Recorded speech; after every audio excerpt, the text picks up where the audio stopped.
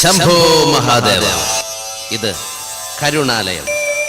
കേരള ഭരണചക്രം വലത്തോട്ട് തിരിയണോ ഇടത്തോട്ട് തിരിയണോ അതോ നേരെ പോണോ എന്ന് തീരുമാനിക്കുന്നത് ഇപ്പോൾ ഇവിടെയാണ്. ഇന്നിവിടെ കഴിഞ്ഞ ദിവസം എറണാകുളത്ത് വെച്ച് നടത്തിയ വൻ റാലി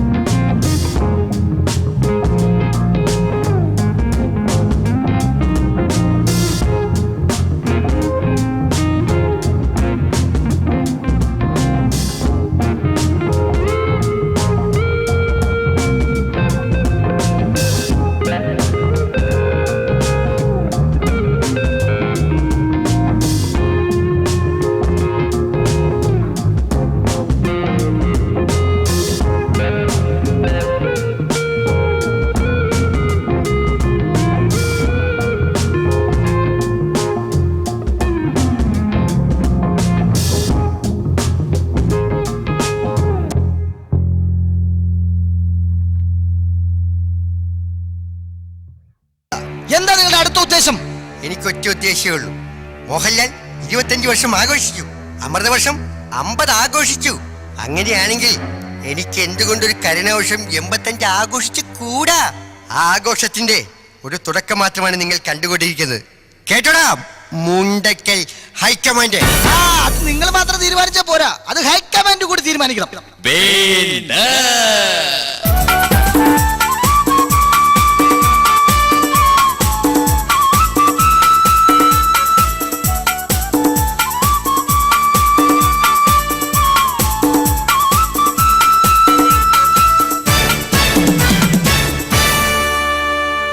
അതു തീരുമാനിക്കാൻ ഞങ്ങളിൽ ചിലരൊക്കെ ഇവിടെയുണ്ട്. സവാരി ഗിരിഗിരി. ഓഹോ, നിങ്ങളിപ്പോ ഇങ്ങേരുടെ കൂടെ കൂടിയോ?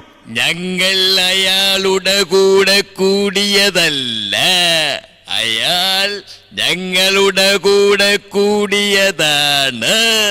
അതെന്തിനു വേണ്ടി? Just for A change. അതെ, മുഖ്യമന്ത്രി കസേരയിലിരിക്കുന്ന ആളെ ഒന്നു ചേഞ്ചു ചെയ്യാൻ. എന്നിട്ട് ആ കസേരയിലിരിക്കാൻ ഞങ്ങളിൽ യോഗ്യതയുള്ള ഒരാളെ ഇവിടെയുള്ളൂ. അതാരാണ്? അത് ഞാൻ തന്നെ. റൈറ്റ്.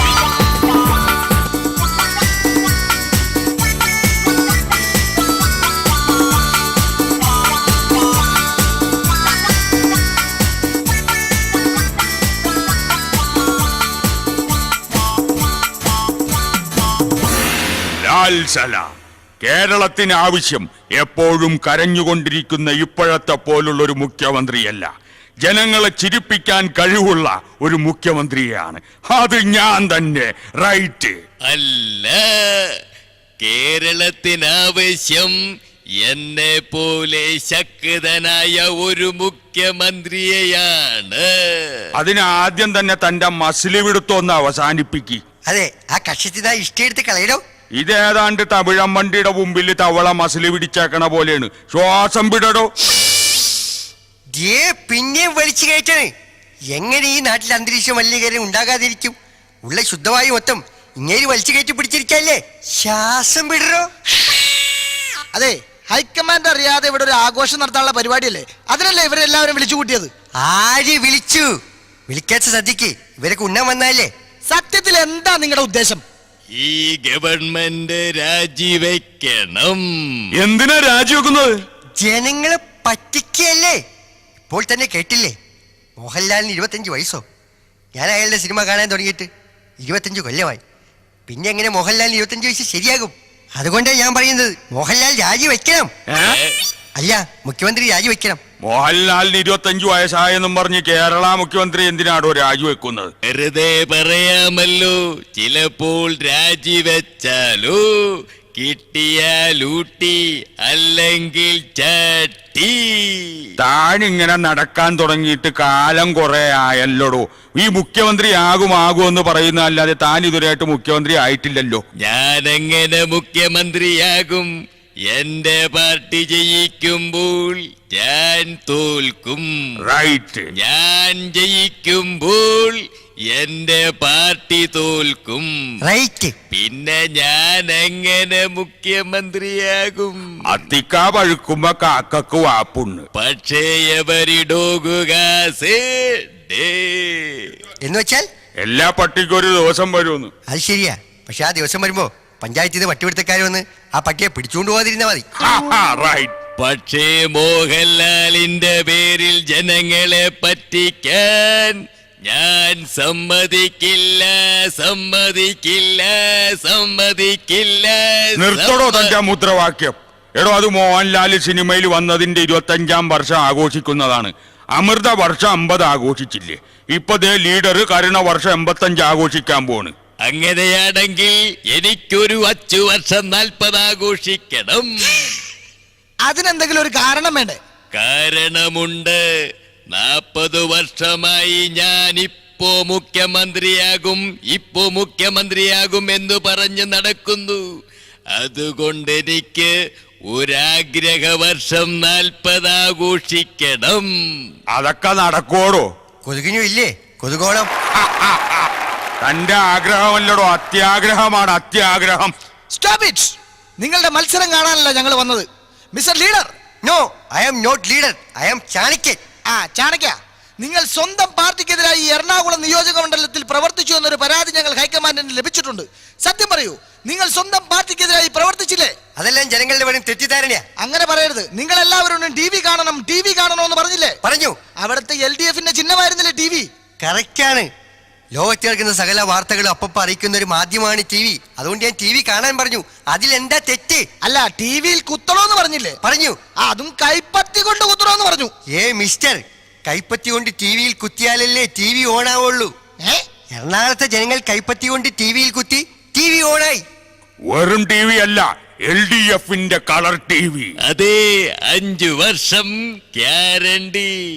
ഓക്കെ, ഏതാണ്ട് ഇവിടുത്തെ കാര്യങ്ങളൊക്കെ ഹൈക്കമാൻഡിന് മനസ്സിലായി. ഇനി ഞങ്ങൾക്ക് അറിയേണ്ടത് കരുണ വർഷത്തിൽ എന്തൊക്കെ പരിപാടികളാണ് നിങ്ങൾ അവതരിപ്പിക്കുന്നതെന്നാണ്. ഇവിടുത്തെ പരിപാടികളിലേക്ക് നേതൃത്വം വഹിക്കുന്നത് എന്റെ പുന്നാര മകനാണ്. മോനെ ചുരുള.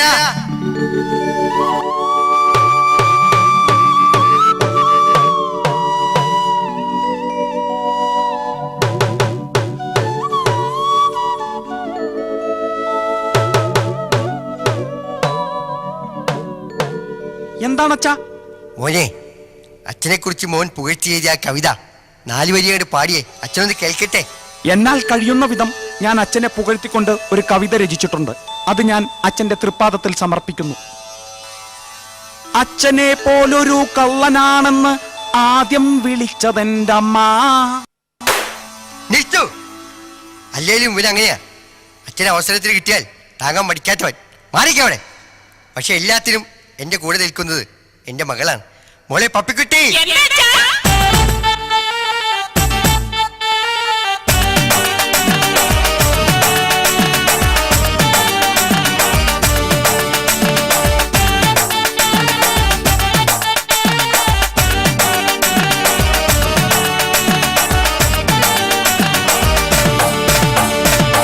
മോളെ അച്ഛന് വേണ്ടി എന്താണ് ഒരുക്കിയിരിക്കുന്നത്? ആദ്യമായിട്ട് ഞങ്ങളുടെ അച്ഛന്റെ പാദം പൂജിക്കുന്ന ചടങ്ങാണ്. അതെ, ഒരു പിതാപാദ പൂജ.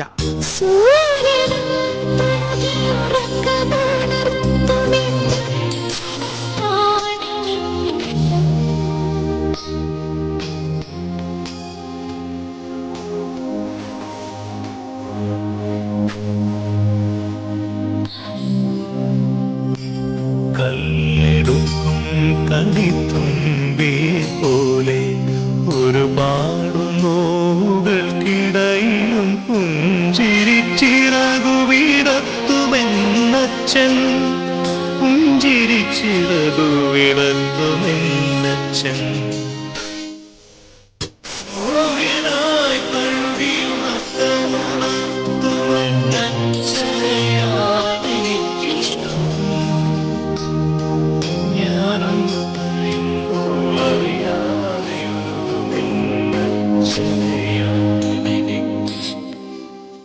എന്റെ പുന്നാര മകൾക്ക് ഈ അച്ഛൻ ഇനി എന്ത് വരവാണ് നൽകേണ്ടത്? അച്ഛാ, എനിക്കൊരു മന്ത്രിയാവണം.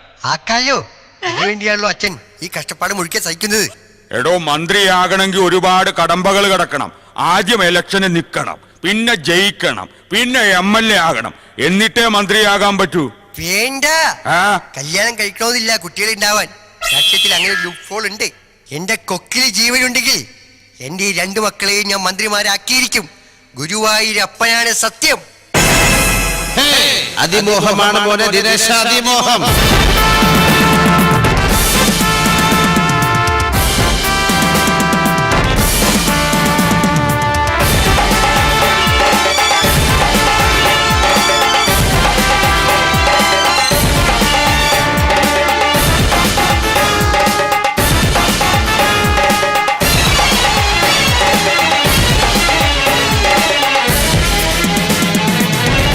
5 വർഷം തികയുന്നതിന് മുമ്പ് ഒരു പാവപ്പെട്ട മുഖ്യനെ താഴെ ഇറക്കാമെന്നുള്ള നിങ്ങളുടെ മോഹം, അത് തെറ്റാണെന്ന് തോന്നുമ്പോൾ നിങ്ങൾ വാ. മുഖ്യമന്ത്രി കസേരയുടെ കാലിനടിയിലെ 1-2 ബുഷ് പറിച്ചു തരാം നിങ്ങൾക്ക്. അത് കൊണ്ടുപോയി മകനോ മകൾക്കോ കൂടെ ആശ തീർക്കാം. നിങ്ങൾക്ക് ആശ തീർക്കാം. നീ പോ മോനെ ദിനേശന്മാരെ. ഇതൊക്കെ പറയാൻ താനാരാണോ? ഞാൻ നീലകണ്ഠൻ. നീലകണ്ഠൻ? മംഗലശ്ശേരി നീലകണ്ഠൻ. ഇത് കണ്ടനുമില്ല കണ്ടൻകോരനുമില്ല. പുള്ളാളിക്കത് ഹെൽമെറ്റ് ഇടോ? ഇല്ല, ഞാൻ ഊരില്ല. മര്യാദയ്ക്ക് ഹെൽമറ്റൂരി മാറ്റാൻ.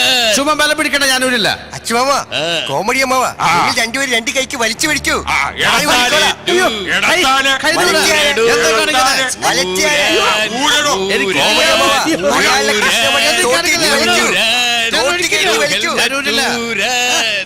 നിങ്ങൾ എല്ലാവരും ഒന്നുകൂടി പിടിക്കൂ.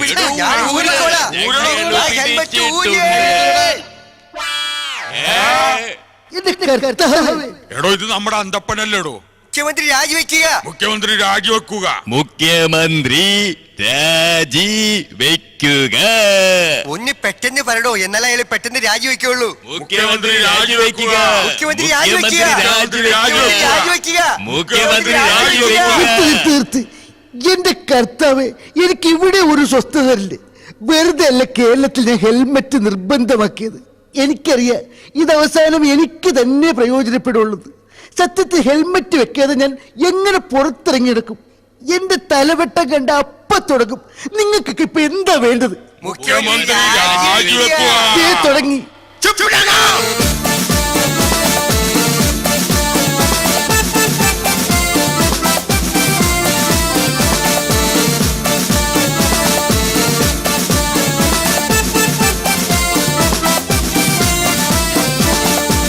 सबसे बड़े लोगों को हमारा चमचा करता है।